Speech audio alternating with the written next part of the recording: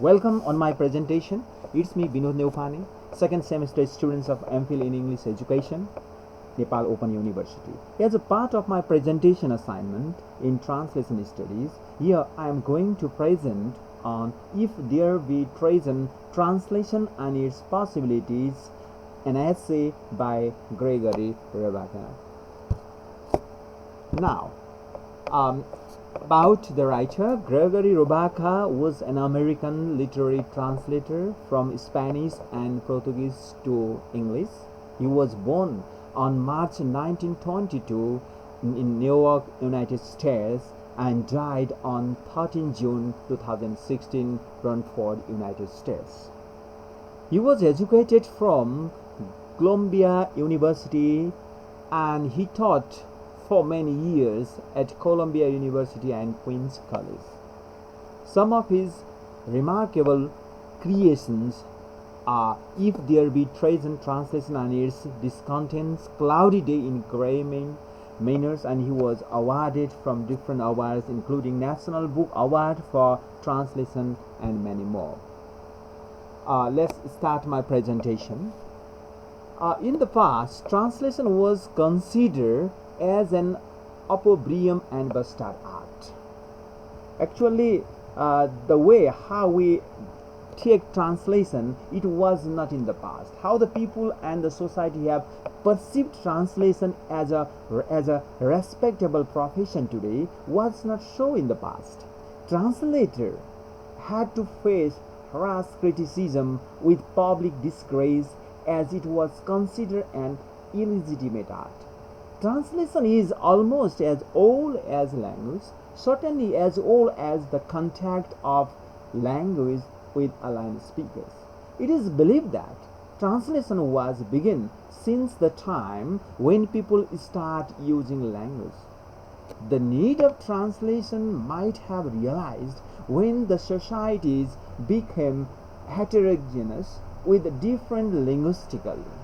In spite of translation is considered as an ancient craft, its ways are still rather mysterious.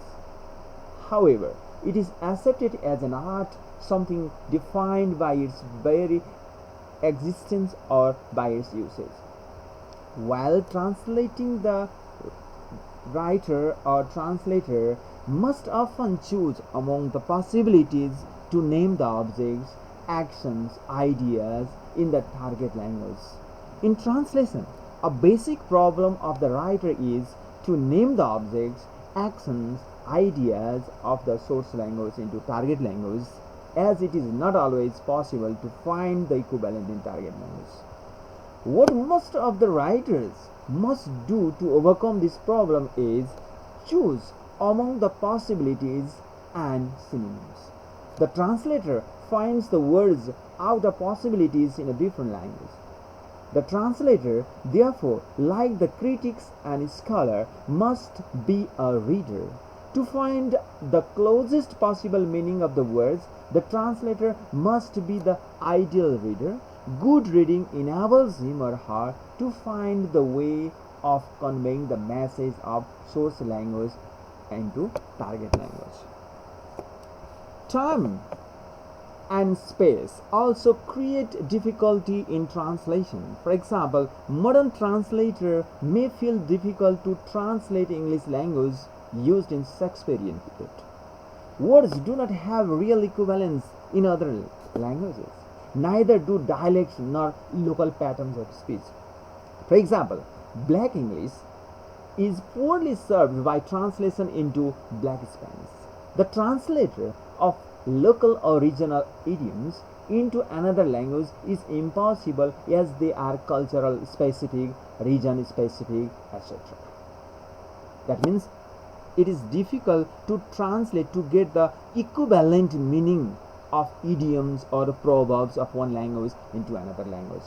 For example, it is almost impossible to find the equivalent of the Nepali proverb नाच्न नजान्ने आँगन टेढो. It is Nepali proverb into English, but it is translated as a bad carpenter always quarrels with his tools. It is not the equivalent of Nepali proverbs, but it conveys the meaning of Nepali proverb. Next one is another problem in translation is the problem that arises when an environment that is commonplace in one culture becomes unusual or strange in the other. It means some words which are common in one language may be strange or exotic in other language, and find equivalent words in target language is difficult. For example, the writer felt such problem while translating the Peruvian novelist Mario Vargas Llosa's novel The Greenhouse. He was worried about the names of the flora and fauna that have no translation since they do not exist in English-speaking countries. The translator is not free-flying artist that the writer can be. Similarly, the musician has the freedom to enhance the piece of being played. Yet, the writer compared a translator with a musician and artist, writer, and say that translator is not as free as musician and a writer. Translator is bound from something else like content, context, etc. The writer talks about how a translation should be judged, what a critic should look for, and who ideally he should be. Okay? How well the job of translation is performed, how far the message of source language is transferred into target language can be judged by comparing what the readers encode or understand the message in original text and the translated text. Likewise, for example, Garcia Marquez has said that American reviewers on the whole have understood on 100 Years of Solitude, that is the text that the writer translated, much better than critics in his own language. The text, once translated, can be corrected as it is impossible for a translation ever to be final. No translation is a final translation. Every translation is a translation of the translation. We can have different examples of translated text. Finally, translation is indisputably an art like so many other critics' endeavors. It is an adjunct or a labor of love. The successful translator who acts as a catalyst is not rewarded to the degree that the successful writer is. Thank you. This much for my presentation. If you have any queries, here you have the email ID. Thank you so much.